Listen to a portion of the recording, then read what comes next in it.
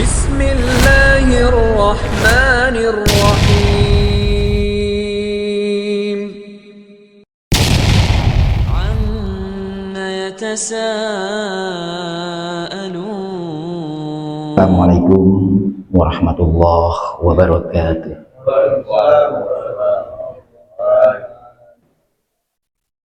Asyhadu an la ilaha illallah wahdahu la syarika lahu wa asyhadu anna Muhammadan abduhu wa rasuluh. Allahumma shalli ala sayyidina Muhammad wa ala ali sayyidina Muhammad.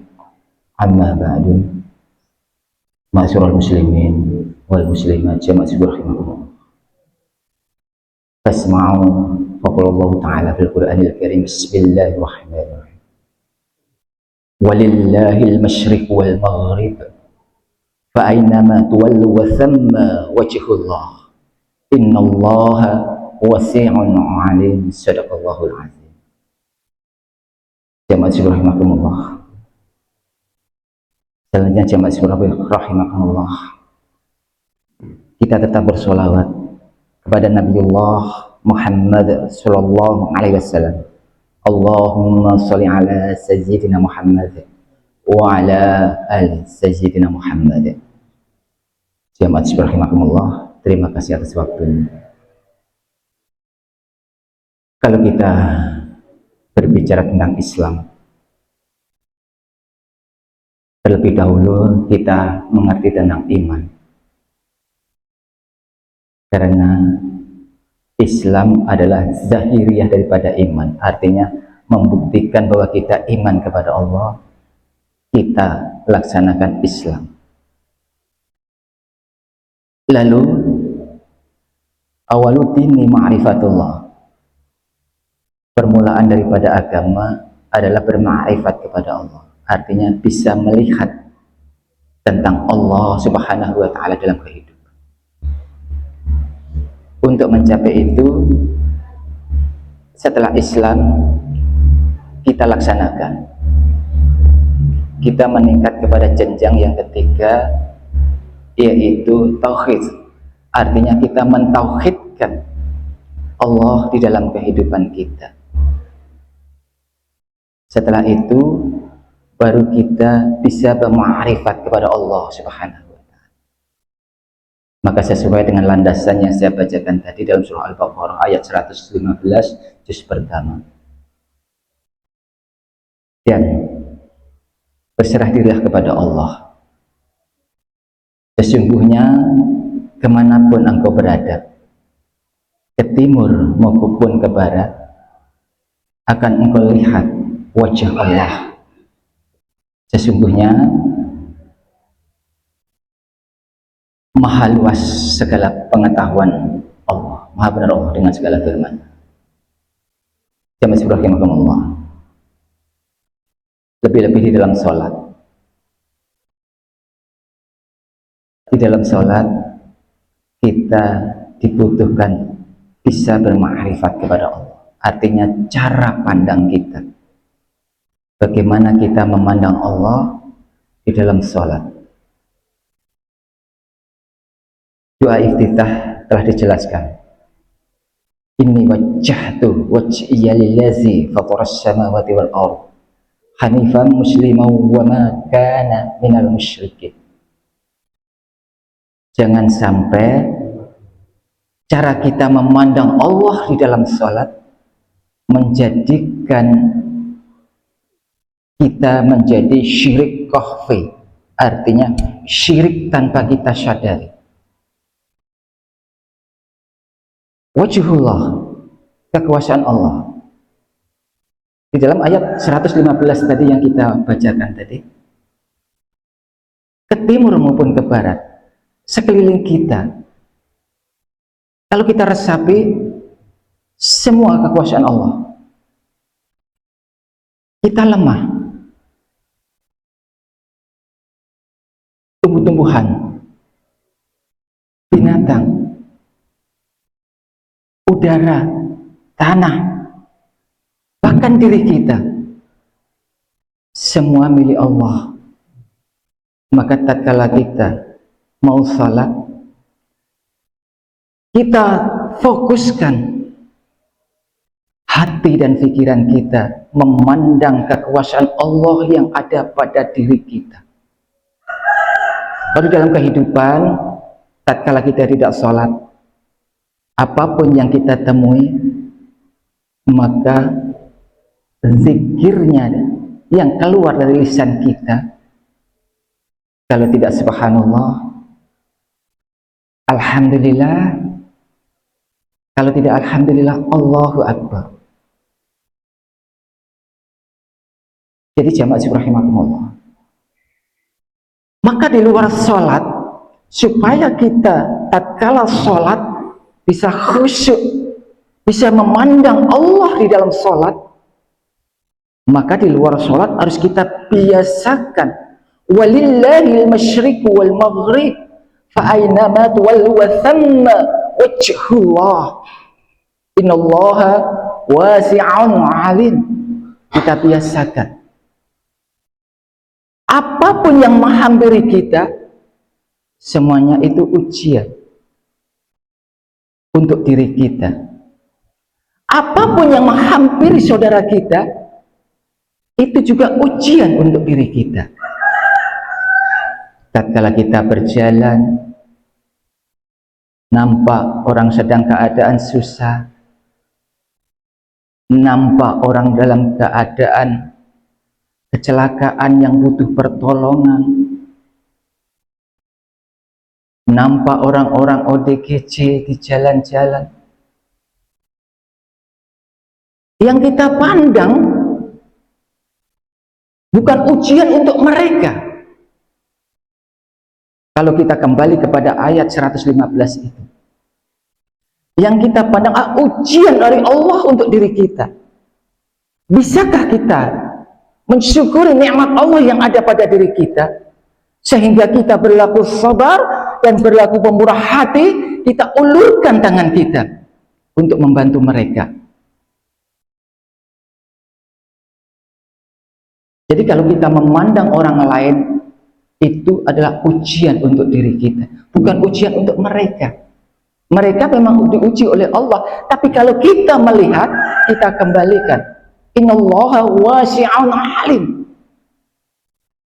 Kita kembalikan, maha luas ilmu pengetahuan Allah. Lalu tatkala kita sholat, maka kita pandang diri kita itu lemah di hadapan Allah. Maka hajat di dalam sholat kita, bagaimana tatkala kita duduk tawaruk, betul-betul tawaruk, yaitu duduk antara dua sujud. Kalau kita sebagai makmum, Rabbi ghafirli warhamni wajburni warfa'ni warzuqni wahdini wa'afini wa'afu anni.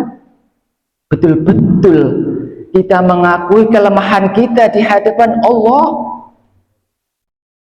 Kita memohon kepada Allah, ya Allah, Rabb yang menciptakan saya, menciptakan kami. Kalau bagi imam, kalau bagi makmum, menciptakanku. Ampuni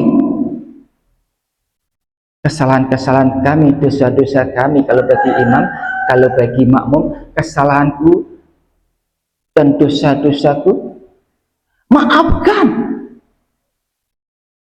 Setelah itu angkatlah derajatku, wahai Allah. Itu hajat, niat kita. Tujuan kita sholat di dalam duduk tawaruk. Betul-betul kita tawaruk, bermunajat kepada Allah Subhanahu wa ta'ala.